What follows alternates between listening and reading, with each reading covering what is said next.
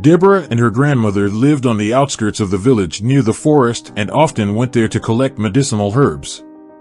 The grandmother was considered a healer by all the neighbors, who often turned to her for help to get their husbands out of a binge, to increase milk production for nursing mothers, or to strengthen a man's vitality. However, they had enemies too, who considered them witches and avoided the herbalist's house like the plague. Deborah did not know her parents at all. Her grandmother had always been by her side for as long as she could remember. It was not difficult for her to understand that her grandma simply healed with herbs, which Mother Nature generously gave them every summer. She herself already knew the name and power of each herb growing in her beloved forest. But shortly, Deborah's happy childhood came to an end. Grandma fell ill and never got up. The one who had helped other people all her life could not help herself. "Deborah, don't cry for me. When I die, I will always be with you. Don't be afraid, go to people, just be careful. Look them in the heart. Don't let vile people near you. You have the light in you, don't lose it. And if trouble happens, I will come to you in a dream and tell you where to find the truth." The grandmother died at dawn. Neighbors helped Deborah bury her. Returning from the funeral, the girl looked around the orphaned house. Now, it seemed somehow foreign without her dear grandmother. Deborah sat by her bed and looked at the pile of pillows covered with a lace bedspread. She couldn't gather her thoughts. She had to somehow continue living, but how? Deborah had just finished school, but now there could be no talk of further education. She had to find a job. "Deborah, are you home?"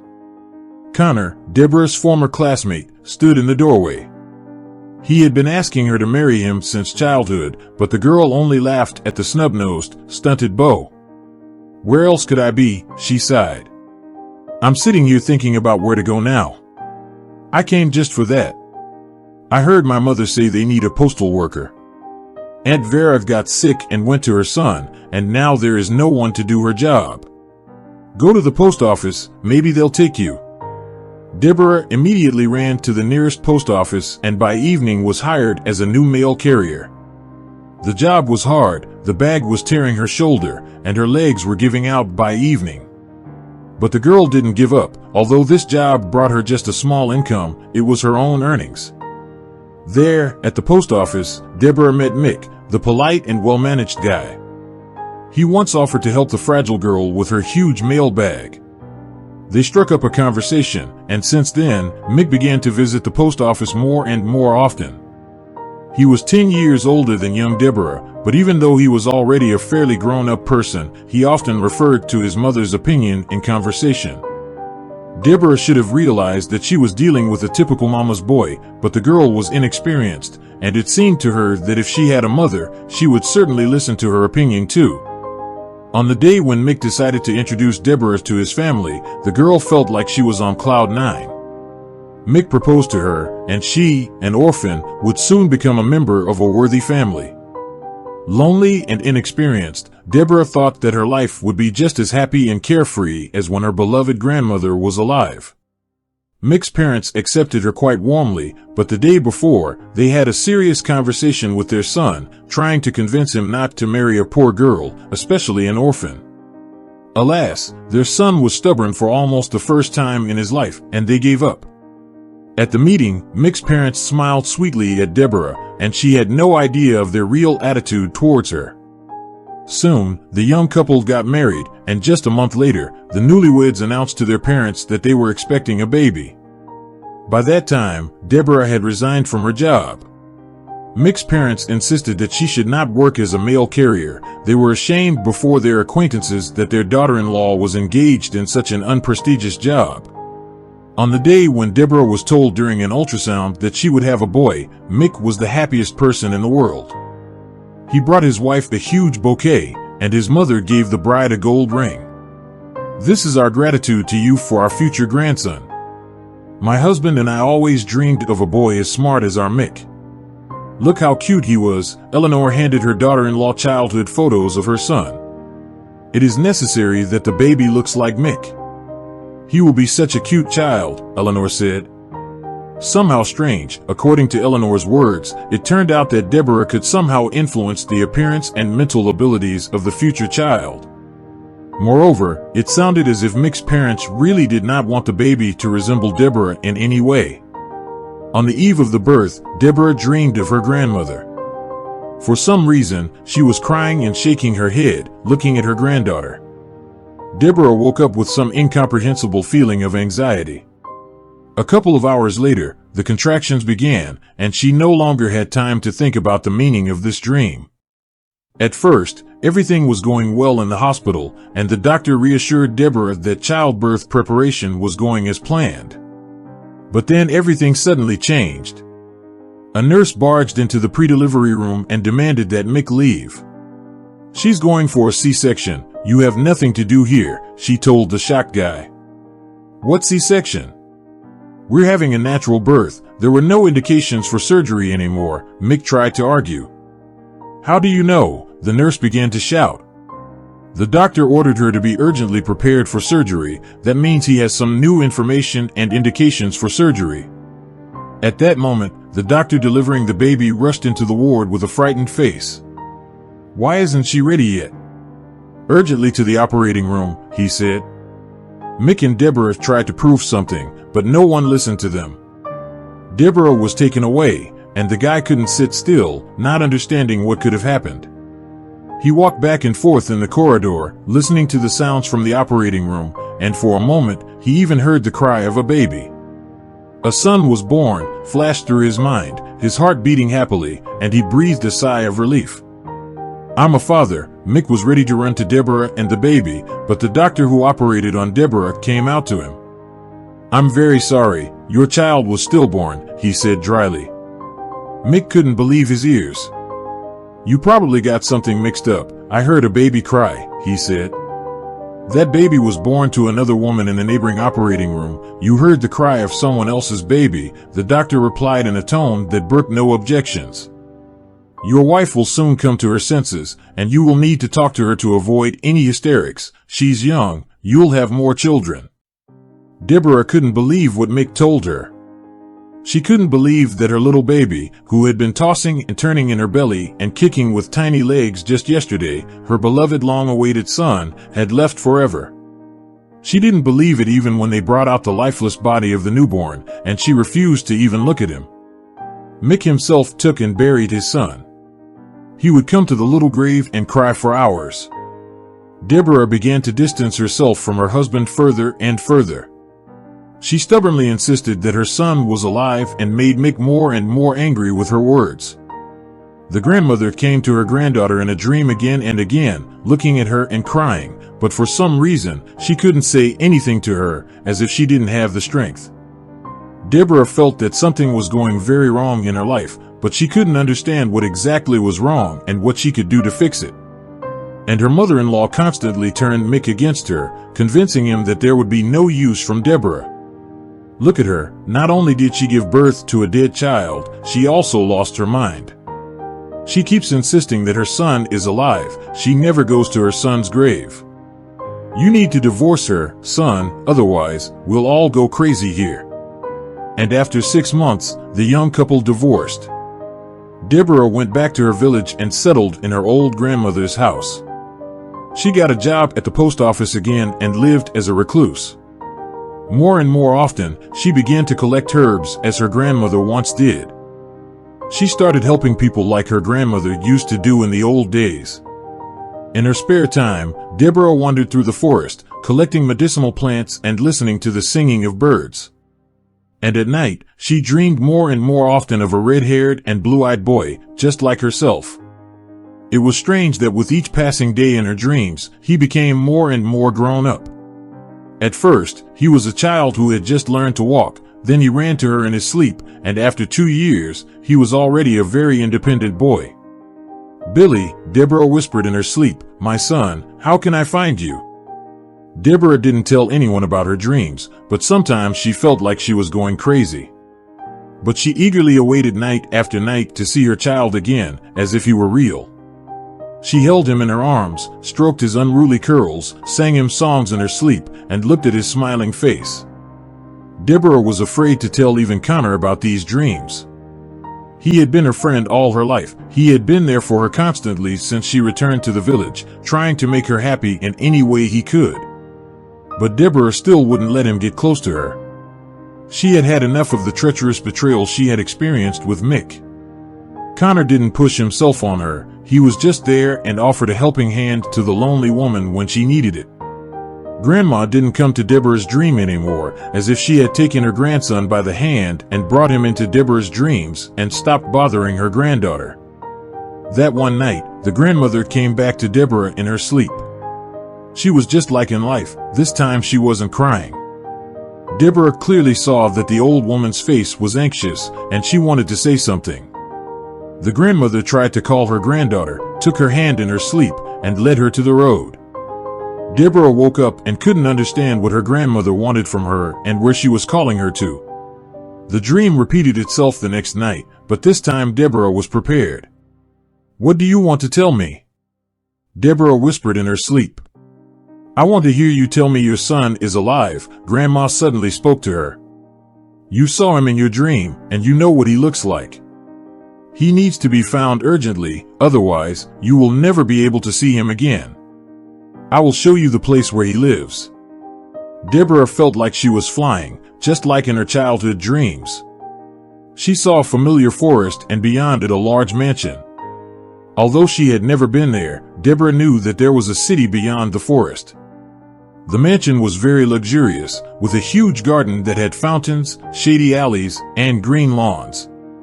When Deborah woke up, she was in a daze for a long time. She couldn't stop thinking about her dream, which had felt so real.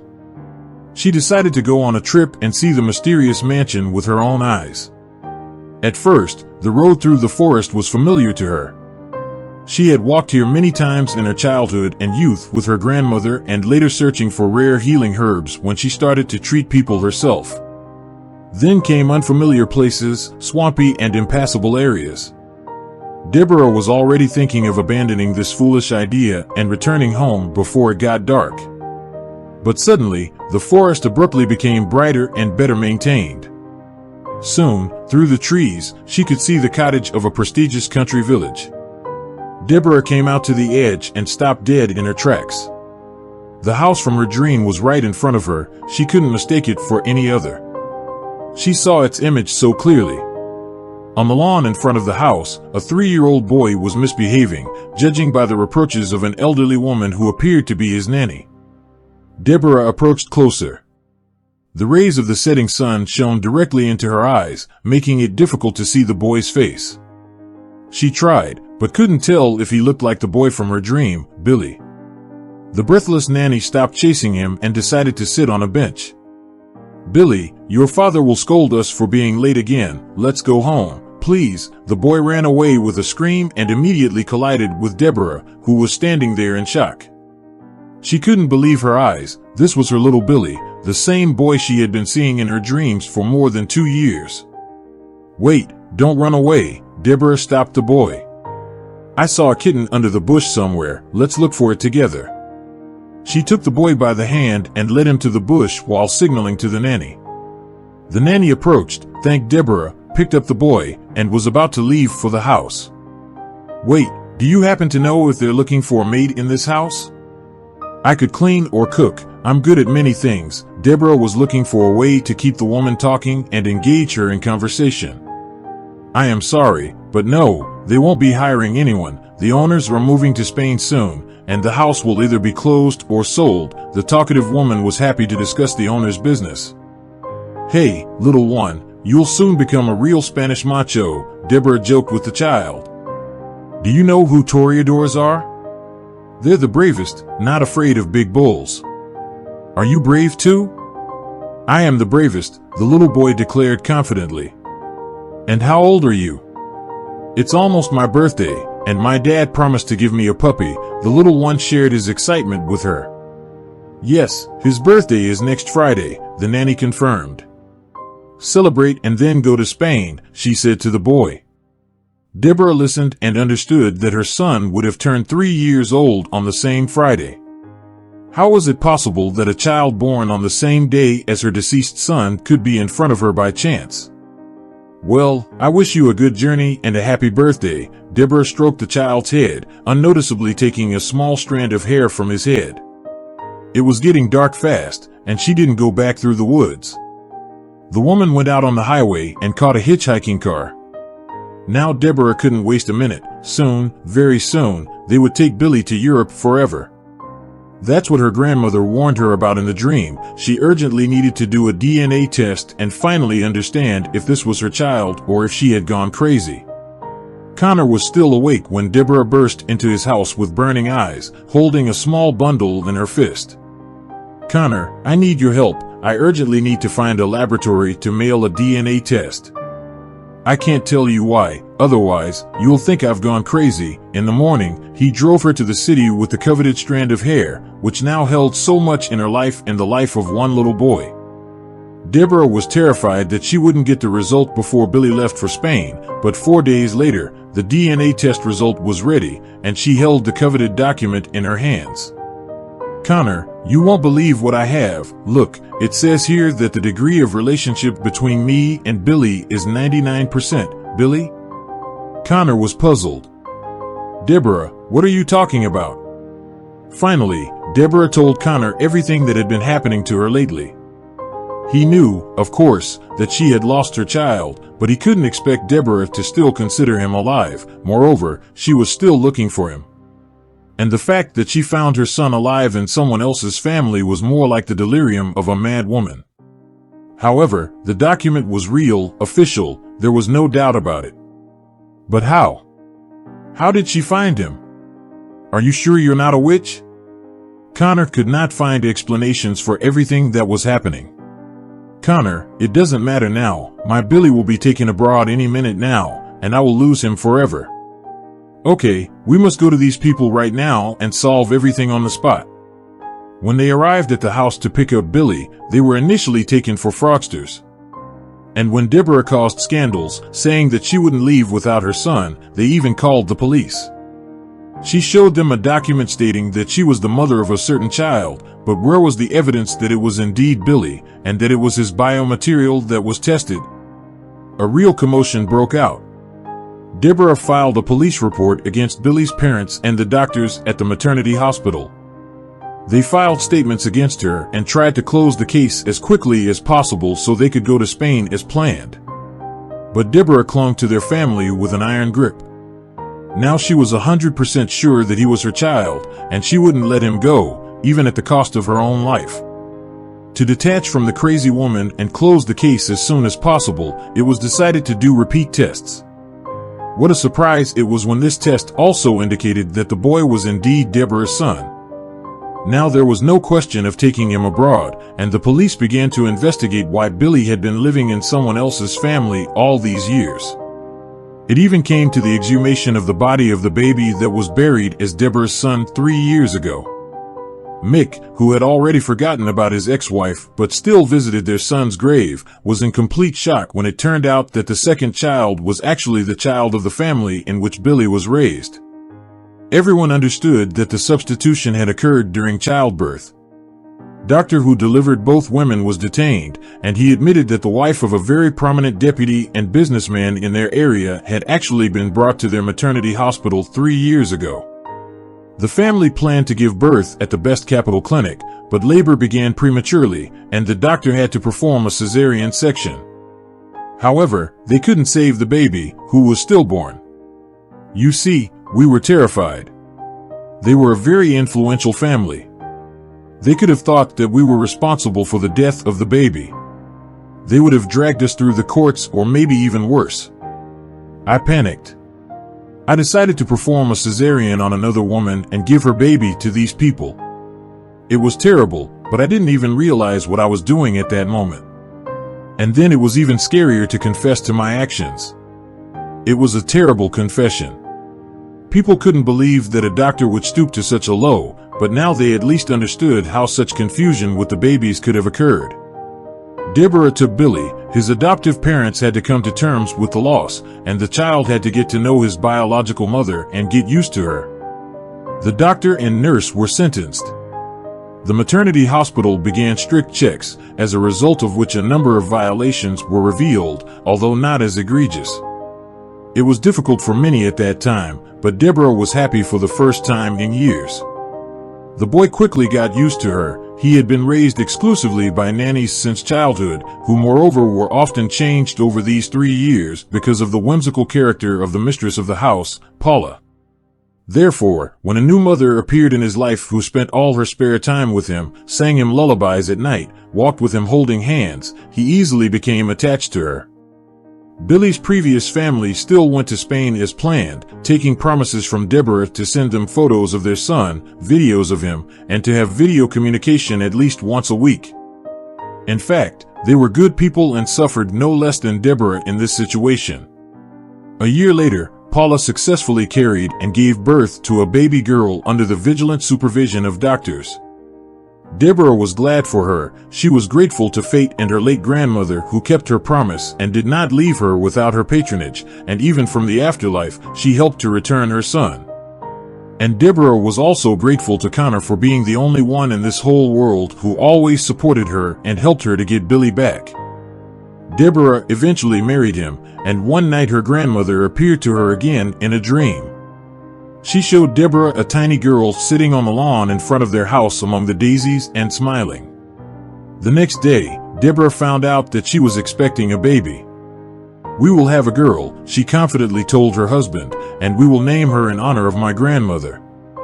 However, this is an entirely different story. Thank you for joining us today on Deep Stories. Be sure to like and subscribe and hit that notification bell so you don't miss out on our next video.